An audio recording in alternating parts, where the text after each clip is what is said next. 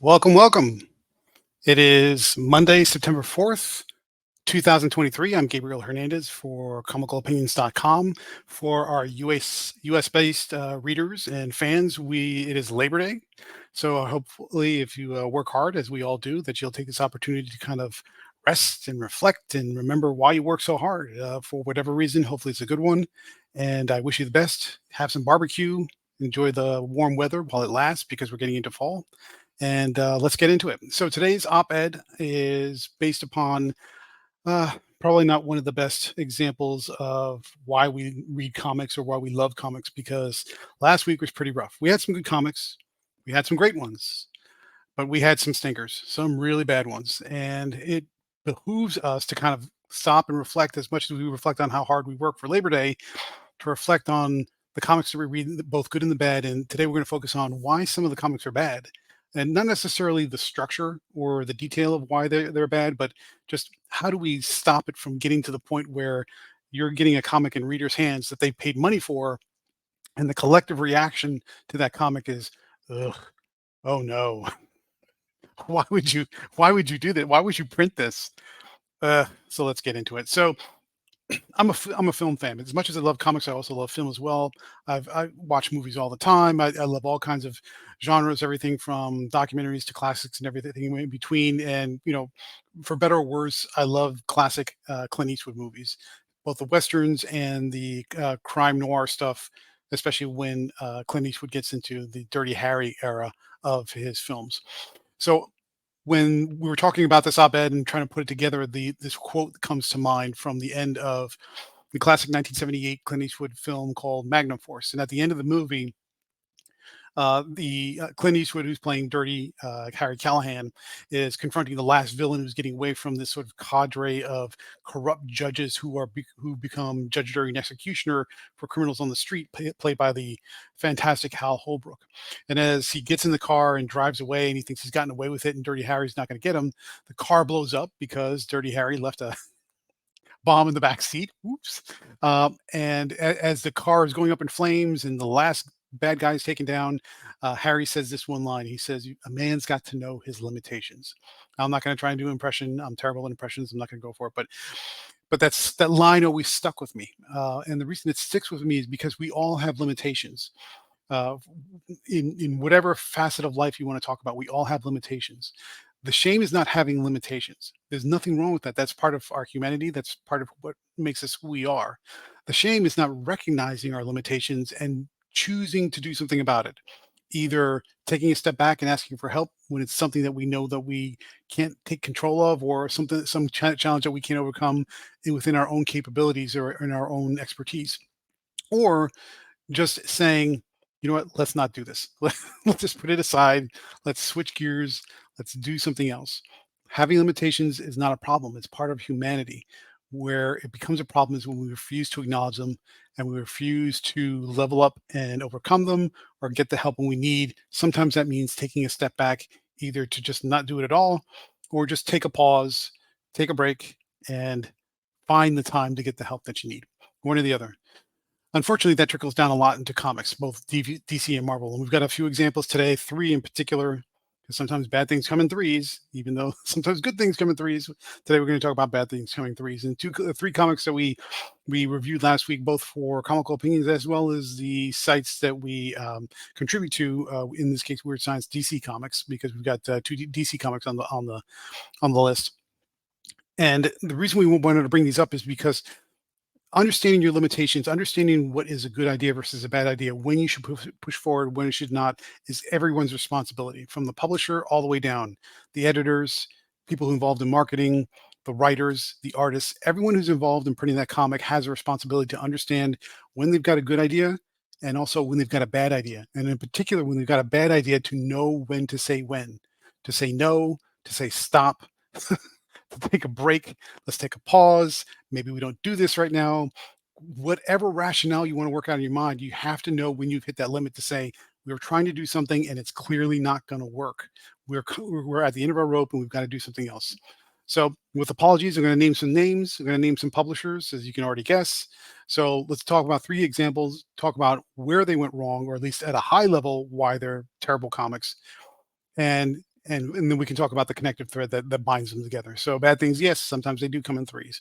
First one we're going to talk about is Night Terrors, Night's End, number one. This is the end of Summerween, as our weird science colleagues like to call it. It is the end of the Night Terrors event, and by any measure, it's a terrible event. The story is often contradictory. Writers that are writing issues within the main arc are, even though it's the same writer, in this case Joshua Williamson, contradicting himself from one issue to the next. The tie-ins where you have very little information from the creators that are writing those tie-ins. So they're writing generic nightmares or sometimes nightmares at all. It doesn't work. And then by the time you get to the end, which is this is the last issue of the event, the whole thing falls apart. Things that were set up in the beginning don't come to pass. Some rules that were established either at the beginning or midway through are ignored or just are passed on in a different direction. And then the ending essentially becomes a lead-in to other events. You have a lead-in to I think Beast World, which is a Beast Boys centric, Titan centric event coming up, and also I think a little bit of Gotham War, and also the upcoming stuff with Wonder Woman. A little bit is mixed in there as well. So it turned out to be an event that was poorly constructed, poorly put together, didn't hold any kind of consistency from one end to the other, and all the tie-ins didn't match up with what was going on in the story. And then when you get to the end, it sort of falls apart with a nonsense ending that it was just really designed to lead into two other events that are, in one case, starting the very same day. Um, and what makes it worse is because DC Comics is trying to start this Dawn of DC initiative where they have titles that have been sitting on the shelf or characters have been sitting on the shelf that were just starting to gain momentum with new creative talent, and they put a stop to all of it to insert this event. When if you peel back the layers, it really didn't need to be a big event. It's really just a Batman Dead Man team up book that could have been 2 or 3 issues and be done with it. It didn't need to be a line wide event that stopped everything that was going on, and it just turned into a mess. So what's the problem? Well, several. So you have poor communication, right? Because the tie-ins didn't work. You have poor consistency because the story wasn't architected well. And then you have a poor strategy because this interrupted Dawn of DC, which is just starting to get momentum, to put this event in place when it didn't need to be a line-wide event. And sorry to say it for Joshua Williamson, this is the third event in a row I can think of in just the last year where he was tasked to be the lead architect, and the third one that he was given that completely flopped. I mean, if you count Dark Crisis, I think there was a little bit with the Lazarus Reign or the one right before that, and this one as well. I mean, just a mess, just a mess. So this was this example of somebody, Jim Lee, Marie Javins, somebody should have said, "Stop. Let's think about what we're doing. We're clearly not handling this properly. Let's take a step back, pause, rethink our strategy," and that didn't happen. Next up is the end of one event at literally in the same week starts into the lead into a new event, which is Gotham War. The first issue comes out on the same day Night Terrors ends, which is not good planning, and we're just going to leave it at that. But in effect, if you read the issue, and I have links to the reviews up on this on this issue as well, so you can go back and you can read the full review to understand our perspective on that. What's happened is Batman is in a coma for 8 weeks. He wakes up and he finds out that crime has dropped considerably in Gotham City. And so he goes to, he talks to the Bat family. He goes looking around to Commissioner Montoya and trying to figure out what's going on. And what happens is Catwoman puts out a signal to gather everybody together for a meeting. He says, well, okay, so what's this about?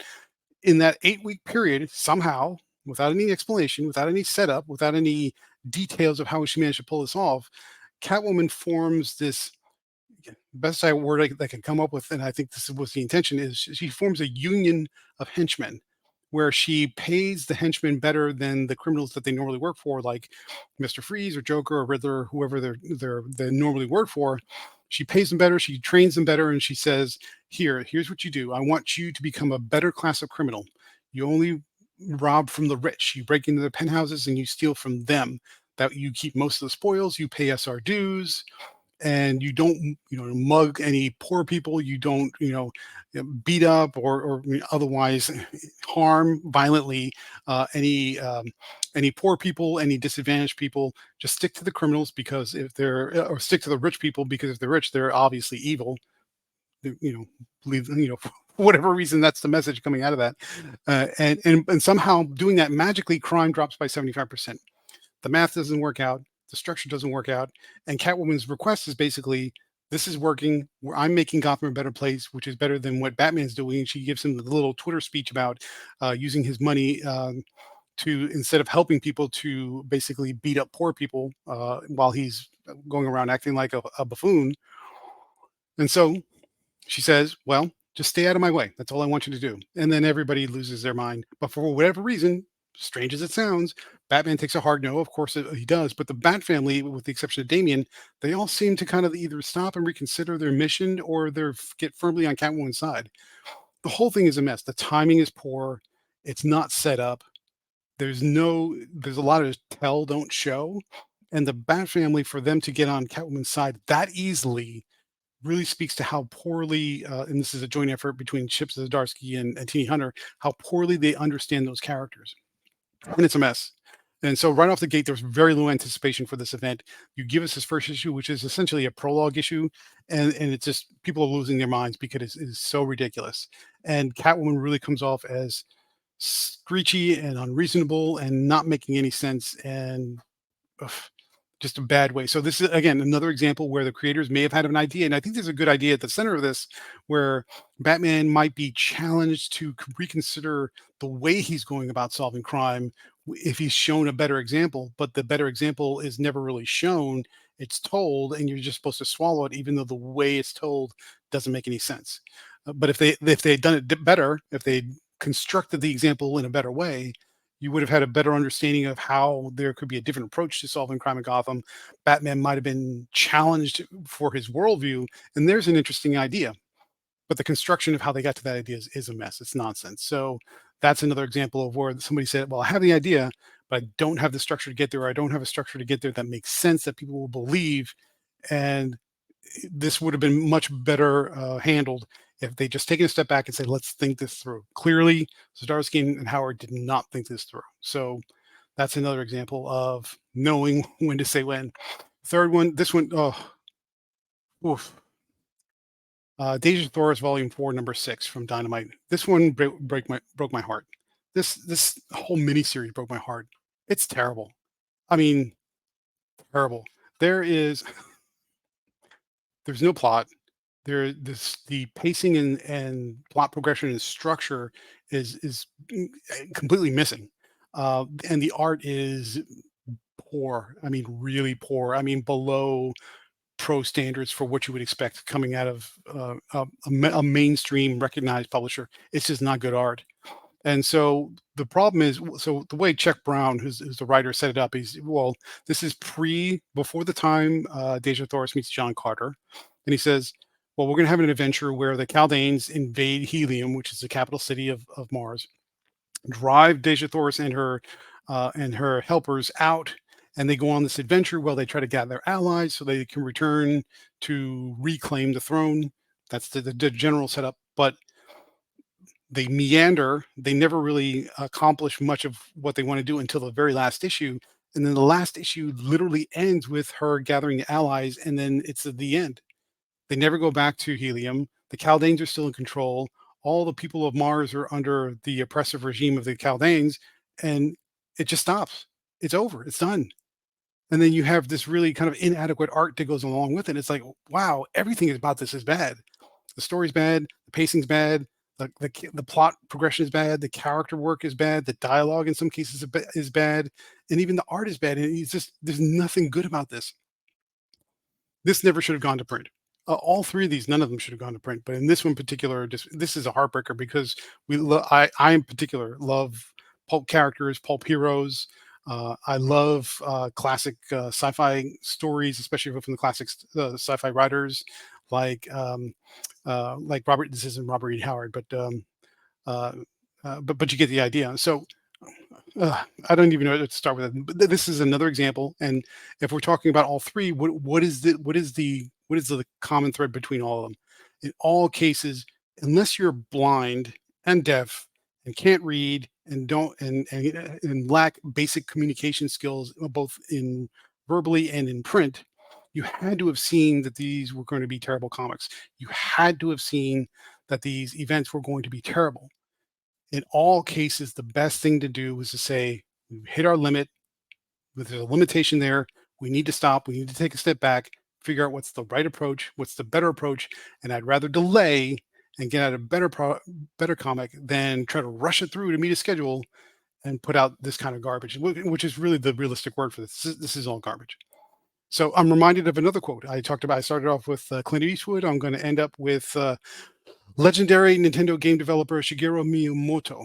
And this is a quote that got passed around a lot in the past couple of years, but it bears repeating because it is very true. A delayed game, this is talking about video games, a delayed game is eventually good.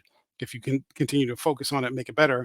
A bad game is bad forever. Well, the same thing applies for comics. A delayed comic is eventually good if as long as you keep working at it, and a bad comic is bad forever. These comics that I've shown on this will be bad forever, and that's the problem. So the message here for the op-ed is know your limitations, or you're practically guaranteed not to be successful. You just got to know when to say when. So that's the op-ed for today. Please leave a comment down below, share, subscribe, all the good stuff, and leave a comment. I want to know what you think. Give me another example of a comic or even a video game, since we're making some video game quotes, of where things could have gone better if people just stopped, understood that they hit a limit, and needed to recognize that they needed help, or they needed to get a different person on the job to make it better. I want to hear what you had to say about them. So that's the op-ed for today. So let's move on to other things. Take a brief pause and let's head over to the written newsletter. Hopefully you like this video version, but if you don't like the video version, of course, the written version is at go to comicalopinions.com/subscribe, and you can sign up to receive this in your inbox every Monday. And we're just going to talk about a couple of highlights of the things that are on the written version of the newsletter, and hopefully you're going to like what we have to offer. So talked about the op-ed, that's fine. Okay, yes, great. So for our paid subscribers, the first Friday of every month, we're going to be releasing our new wallpaper pack based upon the most trafficked, most visited, and the most interested review on the website. In this case, for the month of August 2023, it's Robotech Rick Hunter #1. So if you are a paid subscriber, you would have already gotten that email. That's going to have a download link where you can download the zip file, and it has all the variant covers, all resized into different shapes and sizes for wallpapers. And that is not a paid gift. So if anybody's worried about copyrights, what have you, that is just us saying thank you for being a paid subscriber, which goes towards helping us keep the site running. And so if you're interested in being a paid subscriber, we're offering a 30-day free trial. There's a link in the newsletter, so give that a click, and we'd love to have you on board. Next up, surprise. Last week, we talked about the poll results for which platform was going to have the audio version of this newsletter as a podcast, if you're more interested in podcasts than you are for video. And the winner was Google Podcasts, but we said, you know what, why not? We're just going to go for all of them. So now the audio version of this newsletter is going to be submitted as a podcast to all the major podcast platforms: Google, Apple, Spotify, Stitcher, Audible. If there's not one on the list, let us know, and we'll get it added, as long as it's not a big deal. And so there you go. So there's no excuse for you not hearing the dulcet tones of my sultry mature voice. And hopefully that's a good thing for everybody. But if not, maybe we'll find a better VA in the future to read these off. Okay, so let's talk about the weekend reviews. First off, we have Gargoyle by Moonlight One Shot and Gloaming Volume 1. These are two indie submissions, and they were both pretty decent, pretty good. Pretty good, yeah. Draculina Blood Simple #5 from Dynamite. That is the penultimate issue leading into the #6, which will be the final issue. And to be honest with you, I have no idea how it's going to end. It's Christopher Priest, who's not a fan of telling a straightforward story, so we'll see how it goes. Scorch #21. This is where the battle for battle against Terminus and the Planet Eaters is really starting to heat up, with a pretty big battle, although it was a pretty vanilla battle, but it was a pretty good one. Our pick of the week, Conan the Barbarian #2. Titan is killing it. They've gotten back to Conan's roots with violence. It's bloody, gory violence, a little bit of spicy sexiness in there too, and some really grim, gritty, fantastic art. Our pick of the week, Conan the Barbarian #2 from Titan Comics. If you're a Conan fan, you're going to be really happy. Grim Spotlight, Zodiac versus Hydra. This is a little bit of a tie-in to the Year of Lovecraft, which is starting to wrap up. Hunt, Kill, Repeat #6 from Mad Cave. Okay, this is the end of the first arc, and it's a banger. Artemis comes in to have her final confrontation with Zeus, with her son, who she now realizes is still alive. In the middle of that conflict, and it ends on a It ends, but it doesn't end on a happy note. I'm not going to spoil it, but read the review, but also pick up the comic. That was a close second for our pick of the week. Conan edged it out, but Hunt Kill Repeat number 6 was a close second. Elvira in Monsterland number 4. Elvira goes to Monster Island from Toho. So if you're a Godzilla Kaiju fan, this is the issue to pick up. I've really been enjoying the series, and it's a lot of fun. It's horror comedy, so if you're into that sort of thing, you're gonna like this one a lot. Nature's Labyrinth number 6 from Zach Thompson and also Mad Cave Studios. That wraps it up. They had a 6-month hiatus, and I presume that it could have been for printing problems or whatever else. But whatever happened, Zach Thompson used the time to kind of tighten up the ending and make it make sense, and he sort of did that. So it's done, and we'll move on. Grim Fairy Tales Volume 2, number 75. This actually wraps up Zenoscope's Year of the Love of Lovecraft with the final battle to either stop or maybe they don't stop Cthulhu from being released from the Mountains of Madness in his ancient prison. Siren's Gate number 4. This is also from Shannon Mayer, which is his first full comic, also from Dynamite Comics. There was a long hiatus on this one as well, and I think they used that time wisely to tighten up the story and make a little bit more sense. So that's a good one there. And Deja Thoris Volume 4, which I've already talked about in the op-ed, so we're gonna let that one lie. So if you see anything here that you like, please, there's a share button in the newsletter. Please give that one a click and share it with your friends and family and everyone, your coworkers. Let them know that we're trying our best to create the best comic review site possible. So please give that button a click. So let's talk about what's coming up next week. Because it is a holiday week, we're going to be a little bit shorter, give everybody a break, some time to rest and reflect, me, myself included. It's a shorter list, but it's a good list. We have Heat Seeker, a Gun Honey series number 3 from Titan Comics. That one's been doing pretty good so far.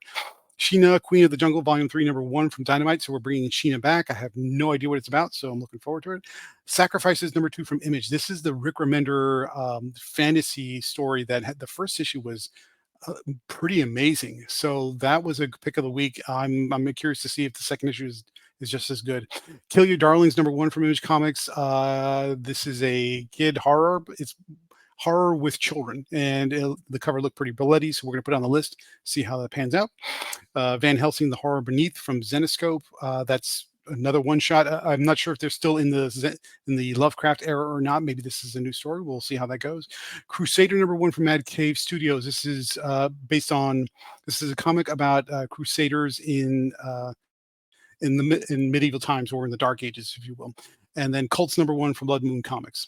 So that is it for our video newsletter for today. It is Monday, September 4th. Happy Labor Day 2023. We hope you enjoy your Monday. Have some barbecue, rest, relax, have some fun. Please like, share, comment, subscribe below. Leave us a comment. I want to know how we can make this better for you, because we do this for you, not for us, for you, because this takes a lot of work. So leave a comment. Let us know how we can do better. Please share this with friends, families, coworkers, and everyone in between. And this is Gabe Hernandez signing off. Have a fantastic day.